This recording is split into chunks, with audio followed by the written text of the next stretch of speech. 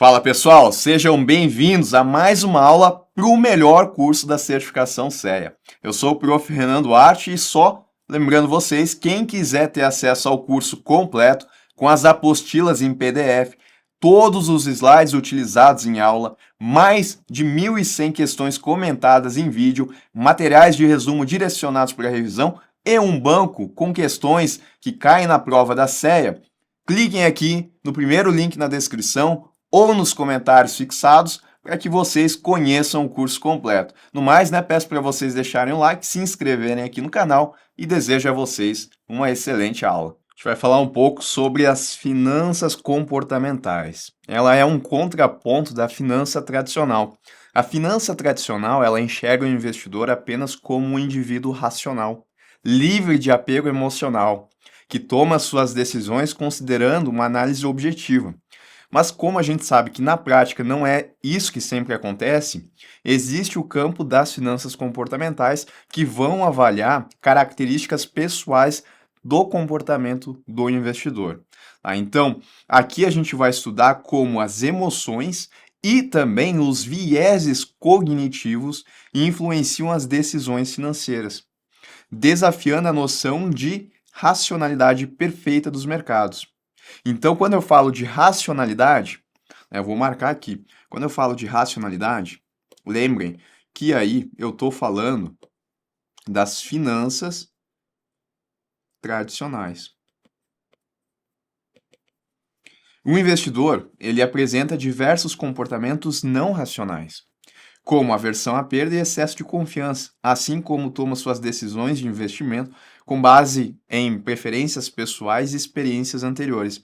E isso daqui, então, se refere ao conceito de finanças comportamentais.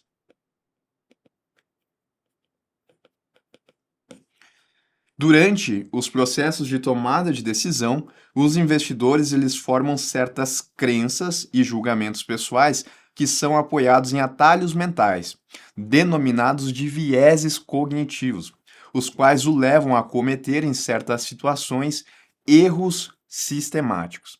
Sim, tá? A gente vai estudar então quais são esses vieses cognitivos, dado que os investidores eles tomam algumas decisões por conta desses atalhos mentais. Essas decisões elas são importantes na nossa vida porque muitas vezes a gente toma uma decisão sem ter que pensar na situação como um todo. A gente vai pelo caminho mais rápido. Mas dentro da finança comportamental isso pode apresentar algum tipo de erro e que pode prejudicar, sim, os ganhos desse investidor. Nesse contexto, então, a gente estuda as heurísticas, tá? Que são atalhos mentais, que são estratégias que ignoram parte da informação com o objetivo de tornar a escolha mais fácil e rápida, ou seja, é o investidor agindo pela emoção e ignorando aspectos racionais da escolha. Quais são as heurísticas, então? A gente tem disponibilidade, representatividade, ancoragem e aversão à perda. Essas heurísticas elas podem levar aos chamados erros sistemáticos, que é quando o investidor ele vai tomar decisões enviesadas, quando ele utiliza esses atalhos mentais e não enxerga a situação como um todo, não faz uma análise da situação como um todo. Ele vai por esse atalho e, por conta disso, então, ele pode tomar algumas decisões que vão ser enviesadas. Vamos começar falando sobre a disponibilidade, que é uma dessas heurísticas. Bom, essa daqui ela ocorre quando as pessoas julgam a probabilidade de um evento com base na facilidade com que podem lembrar de exemplos ou informações relacionadas. O conceito é meio difícil de entender, mas olha pelo exemplo. Se o investidor ele ouve frequentemente notícias sobre quedas do mercado de ações, ele pode superestimar a probabilidade de uma crise financeira. Isso porque na disponibilidade as pessoas elas vão julgar a probabilidade de um evento acontecer com base na facilidade com que eles podem lembrar de exemplos. Então, o cara acabou de receber a notícia de que está acontecendo queda nas ações. Então ele vai achar que por conta disso, se ele estiver usando a disponibilidade como heurística, isso obviamente de maneira inconsciente, não é ele que escolheu fazer isso, mas a mente dele trabalha dessa forma. Ele acaba lembrando desse exemplo e ele julga então como de maior probabilidade a queda de outras ações, talvez até ações que ele tem em seu portfólio. E aí, o que que ele vai poder fazer? Ele vai, então, daqui a pouco, vender as ações que ele tem com medo de que elas também passem por esse processo de queda. E aí ele pode ter cometido um erro sistemático, porque ele não avaliou a situação, ele não avaliou se realmente as ações que ele tem no portfólio dele realmente podem cair. Não, ele foi pela facilidade com que ele lembrou dessa crise financeira e acabou tomando essa decisão. Tá? Então, quando a gente fala da disponibilidade, o viés cognitivo que a gente tem aqui é o viés da recuperabilidade de exemplos, né? Aqueles que estão mais presentes. Uma outra heurística é o da representatividade.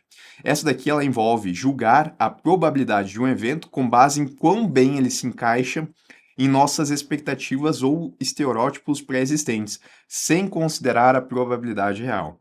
Vamos para o exemplo que fica mais fácil. Um investidor ele pode ver uma nova empresa de tecnologia com um produto inovador e assumir, com base em sucessos passados de outras empresas de tecnologia, que esta também será bem-sucedida, ignorando a análise financeira detalhada, tá? Então, ele tem um estereótipo de que empresas que tenham produtos inovadores são empresas bem-sucedidas. E com base nisso, ele julga a probabilidade de uma nova empresa que tem esse tipo de produto de que ela também vai ser bem-sucedida, sem considerar uma análise financeira em cima disso.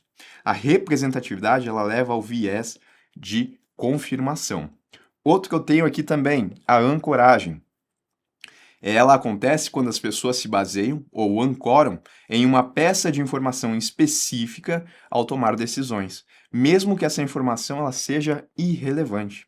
Então, se o preço inicial de uma ação é muito alto, um investidor pode continuar a avaliar a empresa como valiosa, mesmo que não haja fundamentos financeiros que suportem tal valorização, né? Então, o cara ele olha a ação de que ela está, por exemplo, vamos supor aqui, R$ 150 cada ação, e ele olha uma outra, onde a ação ela custa R$ 50, isso quer dizer alguma coisa? Não muito, né? Porque daqui a pouco, é, o que aconteceu aqui é que aconteceu talvez um agrupamento de ações para ficar com um valor maior, mas não quer dizer que essa empresa ela seja mais valiosa do que essa. Vai depender do número de ações que cada empresa tem, e aí a gente multiplica para saber o valor de mercado. Mas ter um valor mais alto não significa que tem um valor de mercado maior.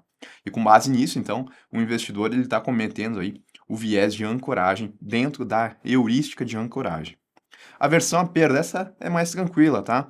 Ela descreve a tendência de as pessoas preferirem evitar perdas a obter ganhos equivalentes.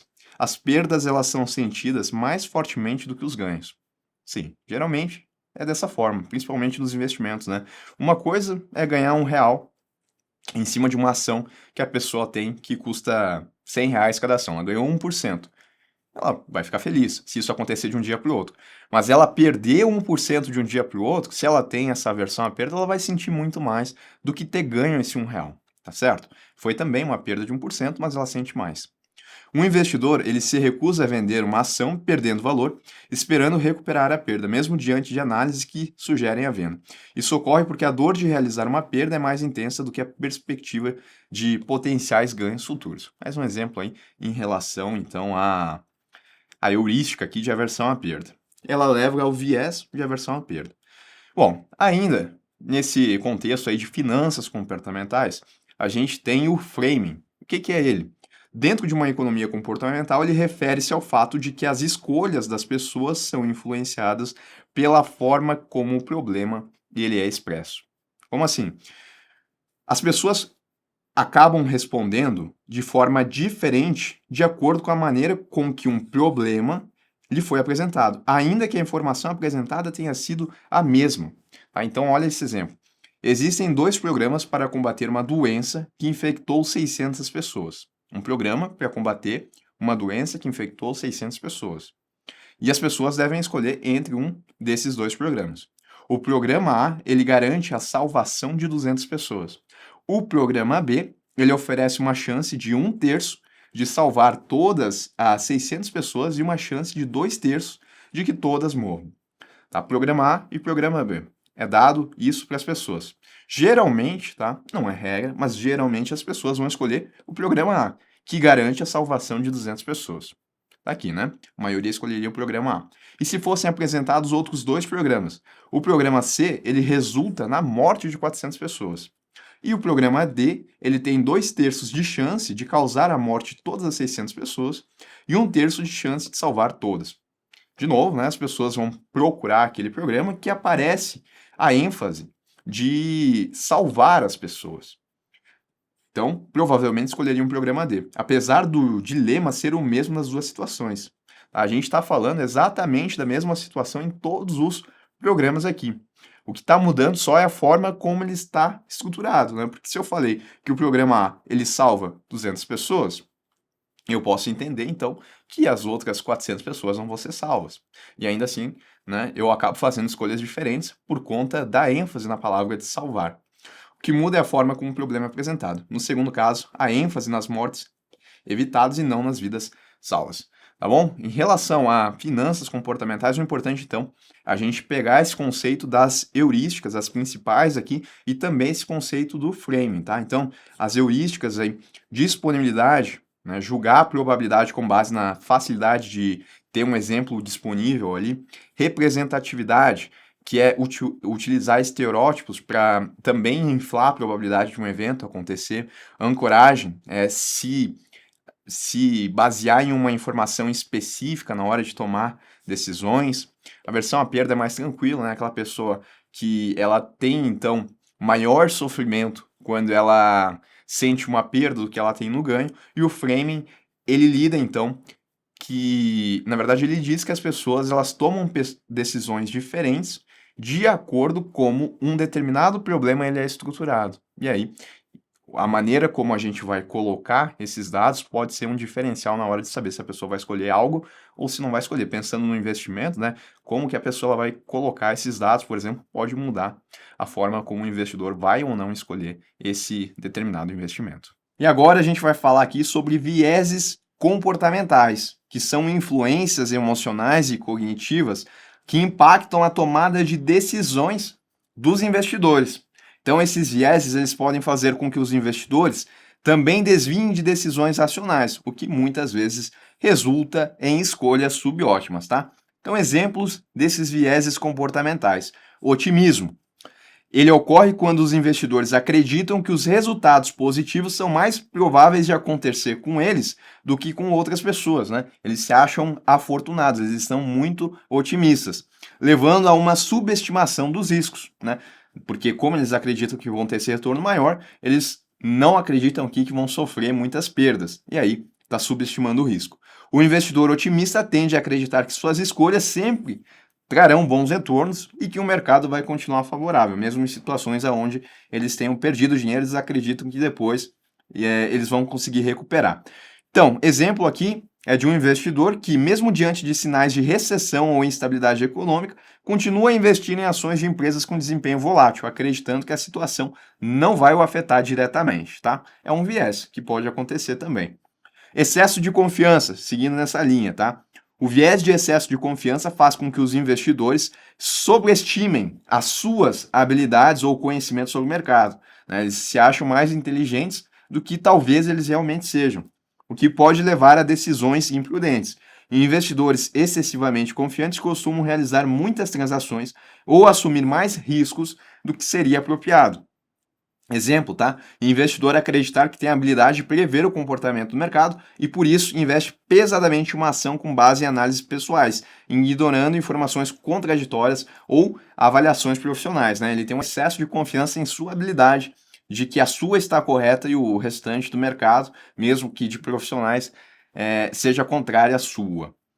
Armadilha de confirmação, tá? Ocorre quando os investidores procuram, preferem, valorizam informações que confirmem suas crenças pré-existentes, ao mesmo tempo que ignoram ou rejeitam dados contrários. Então, o investidor, né? Vamos supor que ele acredita que uma empresa ela vai ter um desempenho muito bom no próximo semestre. Mas todas as notícias, praticamente, elas estão dizendo ao contrário. Mas aí ele encontra uma que está mais ou menos alinhada com o pensamento dele, e aí ele só aceita essa notícia e ele ignora todas as demais. Ele está buscando aqui uma confirmação na tese que ele tem. Esse viés pode levar a decisões de investimento baseadas em uma visão enviesada e limitada, da realidade, tá? Então, investidor aqui convencido de que um determinado setor da economia está em recessão, e aí ele ignora relatórios ou dados que mostrem o contrário e vai se concentrar apenas em notícias que reforcem a sua perspectiva positiva.